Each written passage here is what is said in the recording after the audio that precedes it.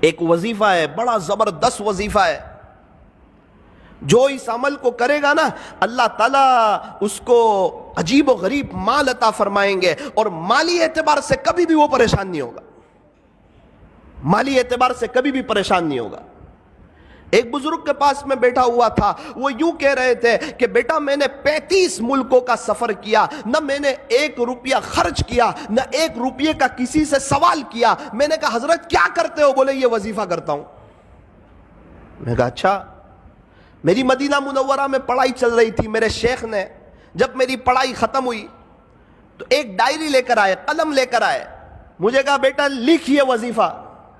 میں نے لکھ لیا، اور طے کر اس کو کبھی ناغہ نہیں کرے گا، اللہ مالی اعتبار سے کبھی بھی تجھے کسی کا محتاج نہیں کرے گا۔ میں نے لکھ لیا، حضرت نے لکھایا، میں نے لکھ لیا۔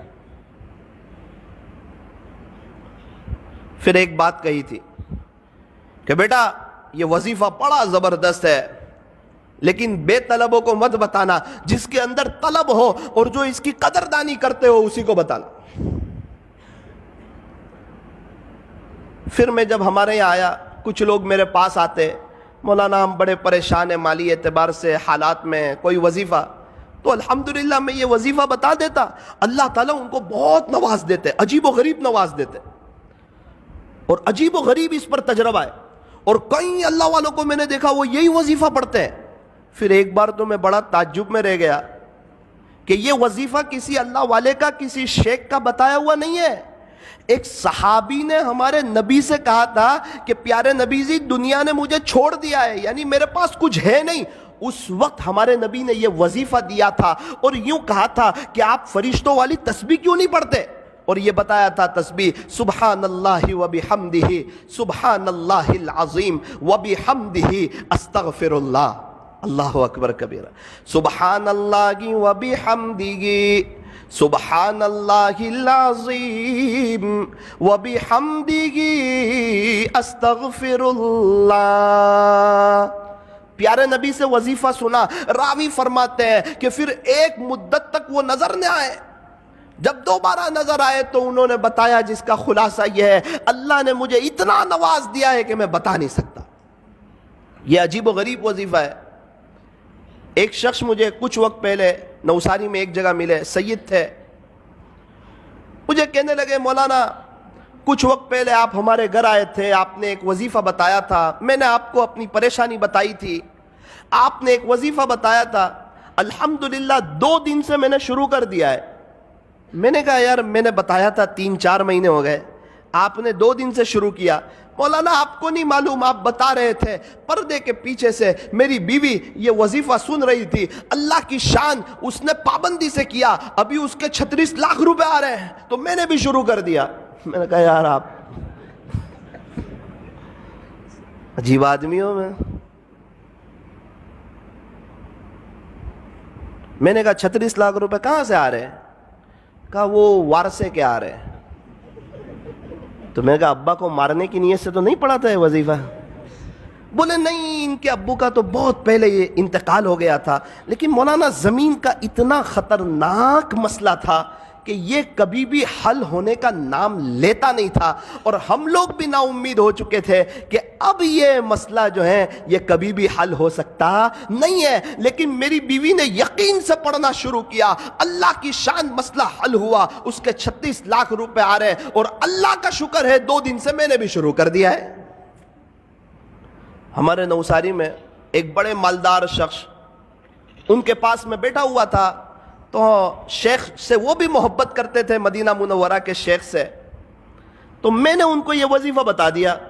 کہنے لگے نا وہ بڑے آدمی ہیں اور ان کا بتایا ہوا وظیفہ کرنا ہی چاہیے۔ میں نے کہا ان کا بتایا ہوا نہیں، پیارے نبی کا بتایا ہوا ہے، یہ کوئی اللہ والے کا بتایا ہوا نہیں ہے، یہ کوئی تجربہ کرنے کا وظیفہ نہیں ہے، یہ تو عمل کرنے کا وظیفہ ہے۔ اچھا کیا بتایا؟ تو میں نے ان کو بتا دیا۔ 2 دن کے بعد مجھے ملے، کہا بیٹا یہ وظیفہ کبھی چھوڑنے جیسا نہیں ہے۔ میں نے کہا کیوں؟ بولے بیٹا پیسہ تو بہت ہے، سب جگہ روکا ہوا ہے، ابھی میں حالات میں تھا کچھ وقت سے، پیسے کے بارے میں ہاتھ میں پیسہ نہیں تھا، زمینیں جائیداد پراپرٹی بہت، ہاتھ میں پیسہ نہیں، تو میرا بڑا بیٹا میرے پاس آیا اور یوں کہنے لگا ابا بہت پہلے آپ کے 70,000 روپے میرے پاس تھے، وہ ابھی آپ لے لو 70,000۔ بولے، میں نے بولا پھر؟ بولے اب کبھی یہ وظیفہ نہیں چھوڑوں گا۔ اللہ اکبر کبیرہ۔ اور شیخ خود فرماتے تھے میں نے جس کو بھی بتایا، جس نے بھی یقین سے پڑھا بیٹا آج سب کروڑ پتی ہے، اور جس نے بغیر یقین کے پڑھا وہ جہاں تھے آج وہاں کے وہیں ہیں۔ تو میرے عزیزوں ایک بات یاد رکھو، یہ وظیفہ جو ہے یہ بڑا زبردست ہے۔ میں نے ایک سوال پوچھا شیخ سے جس پر وہ مجھ سے بڑے ناراض ہوئے، بہت زیادہ ناراض ہوئے، اور مجھے کہا بیٹا تیرے سے مجھے یہ امید کبھی نہیں تھی کہ تو مجھے یہ سوال پوچھے گا۔ میں نے کہا شیخ یہ جو وظیفہ پڑھیں گے 100 مرتبہ تو صرف رزق میں برکت ہی ہوگی یا ثواب بھی ملے گا؟ تو بہت ناراض ہو گئے۔ ایک مثال سے سمجھایا مجھے کہ 400 روپے کلو کی چائے ہو اور اس پر 50 روپے کی ڈول کی آفر ہو تو تجھے صرف ڈول ملے گی یا چائے بھی ملے گی؟ میں نے بولا وہ تو چائے ملے گی، ڈول فری میں آ رہی۔ بیٹا اسی طرح جب تو یہ اللہ کا نام لے گا، اللہ کی پاکی بیان کرے گا، اللہ کی حمد بیان کرے گا، صبح صبح اللہ سے معافی مانگے گا، اس کا ثواب تو ملے گا۔ یہ تو صرف اسکیم ہے کہ اللہ اس میں رزق میں اضافہ فرمائے۔ اللہ اکبر کبیر۔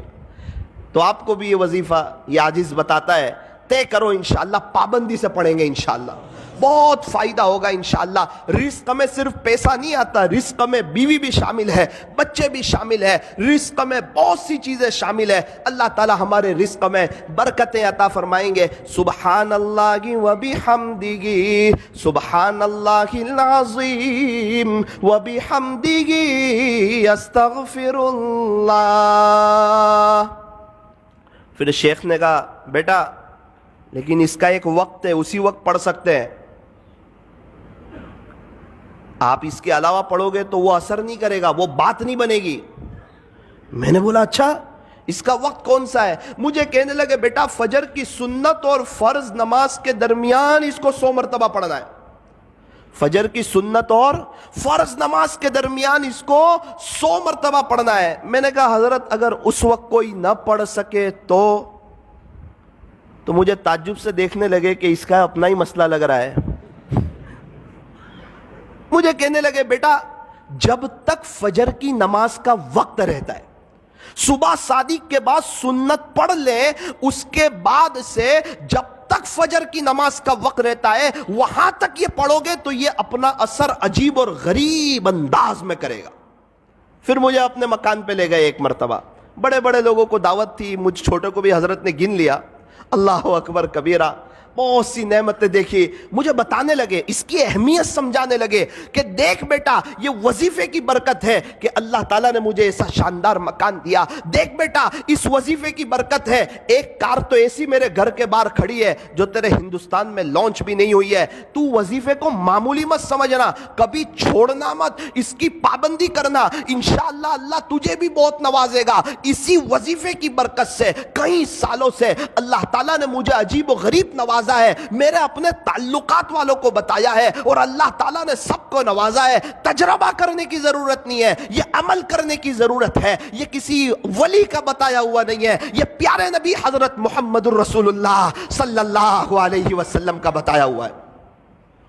میں نے حضرت کے ساتھ دبئی کا سفر کیا، حضرت تو 5 اسٹار ہوٹل میں ان کے ساتھ ٹھہرنا ہوا، کیا شکریہ ادا کر رہے ہیں، الحمدللہ الحمدللہ الحمدللہ، کھانا کھا رہے ہیں شکریہ ادا کر رہے ہیں، شیپ میں بیٹھے ہوئے شکریہ ادا کر رہے ہیں، اللہ کی نعمتوں پر شکر شکر شکر۔ میں نے حضرت کے گھر دیکھا، الحمدللہ الحمدللہ، کھجورے کھا رہے ہیں الحمدللہ، قہوہ پی رہے ہیں الحمدللہ، اور ان کو چکن وغیرہ تو جلدی سمجھ نہیں آتی، ان کو تو مٹن وغیرہ چاہیے۔ تو خلاصہ یہ ہے جو بھی کھا رہے ہیں اس پر اللہ کا شکریہ ادا کر رہے ہیں۔ مجھے وہ بزرگ والی بات یاد آئی کہ واقعتاً اللہ نے ان کو نوازا ہے اور یہ شکر کر کے اللہ تک پہنچ رہے ہیں۔